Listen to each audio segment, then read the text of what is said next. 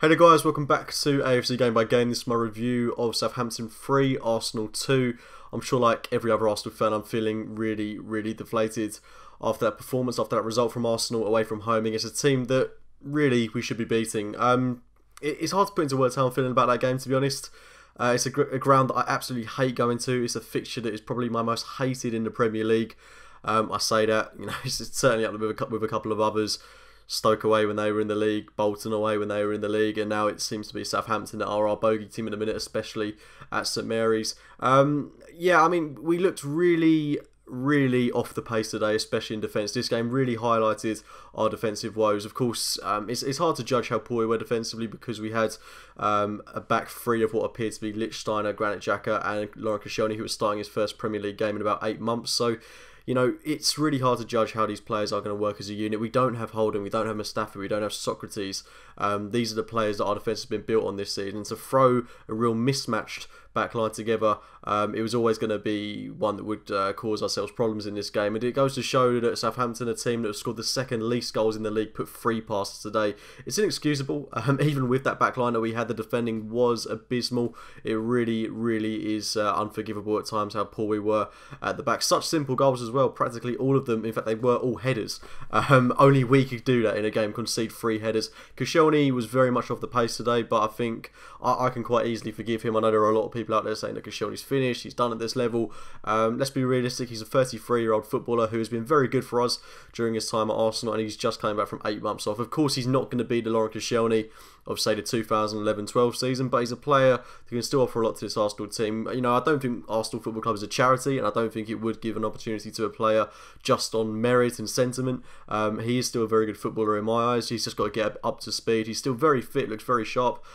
Just got to give him a few more games. I'm sure that in a month or so, he'll be perfectly fine in this Arsenal team. But we haven't got a month, which is a frustrating thing. Every team around us has won this weekend. Tottenham have won, Chelsea have won, Liverpool won today against Manchester United. So every other team is picking up points this weekend, whereas we're coming away from home against a team that we should be beating, and we're coming away with no points. The positive is that we're still 3 points away from the top 4, and this fantastic 22 game unbeaten run has seen us keep pace with Chelsea, Tottenham, and this result in the grand scheme of things shouldn't affect things too much so long as we beat Burnley next weekend and then go on a little bit more of a run, and then we beat, I think it's vital now that we beat Chelsea at home, we get a result against Tottenham away, because we can't afford to slip even further down the pecking order. The most frustrating thing about today for me is that it does kind of render that game against Spurs a little bit obsolete. If you beat Spurs and then go on to beat Southampton away from home, as you should, then you're in a fantastic position. But if you beat Spurs and then lose to Southampton, you're not really setting a great case for yourselves in terms of where you want to be as a club. So I think we've got to be winning these sort of games. Yes, it's difficult with the team that we had. Kolasinac was another player that was out today, but as well, I think Emery could have done a little bit better in terms of how he lined up for this game. I don't think sticking with the 3 at the back system was necessarily the right thing to do. I know it sounds mental, but maybe I'd have given Zach Medley a go. I think given how he's played in the spells that he's had in the Arsenal team, yes, he's only had about 2 30-minute spells, but the way he moves the ball, the way he defends, he's an actual centre-half, which is a lot better than having someone like Lichtsteiner, a centre-half, for example, would have proven to be a lot more beneficial in this game. Had Kolasinac be fit, I think you're looking at maybe a back 2 of Monreal and Koscielny, and then with Bellerin and Kolasinac on the flanks. That might have worked a bit better for us in this game.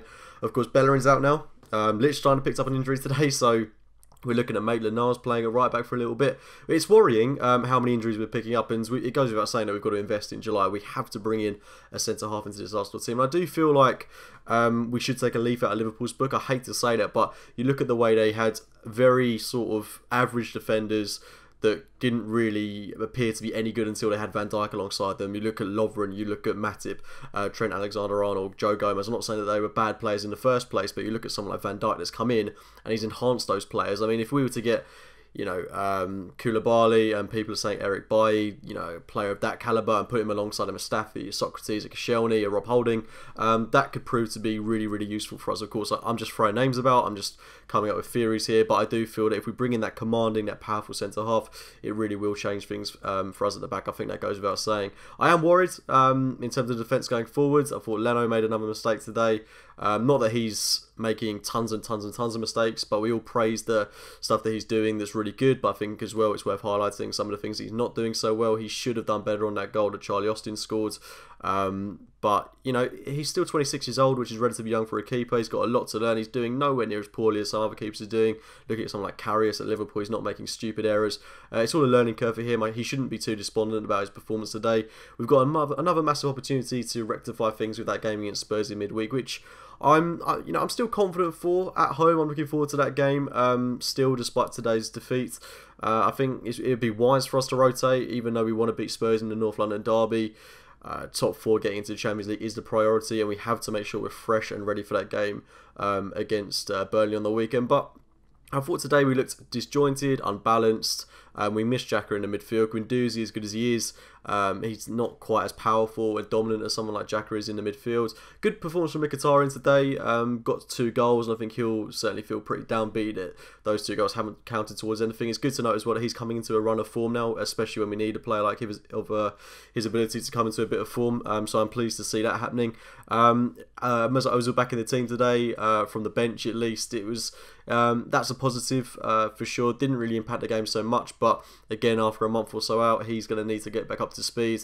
Alex Iwobi starting the game today. I think, you know, he's starting a lot of games for us recently, and I look to our bench and I see Mesut Ozil, Aaron Ramsey and Lacazette, and those are 3 players that I would be starting ahead of Alex Iwobi. What I like about Iwobi this season compared to last year is his work rate and his doggedness to track down the ball, to chase lost causes. I really do like that about him, but I think that's more useful off the bench. I remember earlier on in the season when he was being so impactful from the bench. If we could go back to that, I think that's where his place in this Arsenal team is. Not to sound rude, but I think, you know, that's where he's most useful for us. I think if we play Lacazette from the start, I think we're not playing our best team from the start, and that's what's resulting in us drawing or losing games at half-time. We seem capable of going into a game and winning it without first going behind, which is deeply worrying. And, you know, it's cost us today, and today has highlighted some of the problems that we do have in this Arsenal side. But Lacazette was very good when he came on. I thought Aubameyang had a really good first half, unfortunately not to score. We had great opportunities again in this game to put it to bed before Danny Ings rose to the occasion. And fair play to Danny Ings. I mean, he's scoring a lot of goals for Southampton this season. He took his opportunities really well, as did Charlie Austin, took his goal really well. But we were opened up so easily at times, and I do worry with the injuries that we've got. These next couple of games could be really difficult for us. Burnley at home made really tough work of it for Tottenham the other day. That's not going to be an easy game by any stretch of the imagination. Brighton away, that's never an easy game. Lost there last season. And then we've got Liverpool away at the end of the month. So this isn't an easy month for us. Games are coming thick and fast, and with a squad that is threadbare at the minute, it's worrying. It really is quite concerning. But I don't want to be too downbeat. We're still very much in a top 4 race, but with the teams around us dropping points, as I said at the start of the video, we can't afford to drop too many because it doesn't leave us in a good position, and we will be chasing things which I don't want us to be doing. I think we've got the credentials, we've got the players to certainly make a push for this top 4 challenge, but we can't lose games such as this, and it has to be a learning curve, and hopefully Emery will invest in the January transfer window. I hope Mislintat is already looking at potential options for us, and I'm still, as I say, I'm still feeling good. What I'm liking about Arsenal this season is that despite the loss today, very proactive on social media after the game, very quick to highlight our run from the end of August through to mid-December, looking at all the positives, and that's exactly how it should be. This is our first game we've lost since August the 25th. Which is, you know, it's been almost 4 months. It's brilliant. It's really good to see. Anyone would have taken this, given how things ended last year. If you were to say to me on December the 16th, you're going to be 3 points off top 4. You're going to go on an unbeaten run of about 22 games. You're only going to lose 3 matches. You know, I'd be over the moon with that. I'd be really pleased with that. We're in a massive transitional phase. We know what a mess this club was at the end of last year. We knew that we were so far away from being where we want to be and where we need to be as a club. And Emery is slowly but surely reinstalling that belief in the team. I mean, I say slowly but surely, it's happened almost overnight. It's almost been instant, his impact in the team. But we can't be too downbeat. Today was a bad loss. There's no getting away from that. And it should be highlighted that there is areas for improvement. But, you know, 3 points off top 4. Game against Spurs in a week. Win that. Beat Burnley. Hopefully we can put this defeat to the back of our minds ASAP. But as I say, dejected, disappointed today, but plenty of reasons to keep our chin up at the end of it. Anyway, guys, I'm going to wrap it up there. Please do drop a like on the video. If you have enjoyed it, subscribe to AFC Game by Game if you are new to the channel. And as always, I'll speak to you very soon. See you later, guys.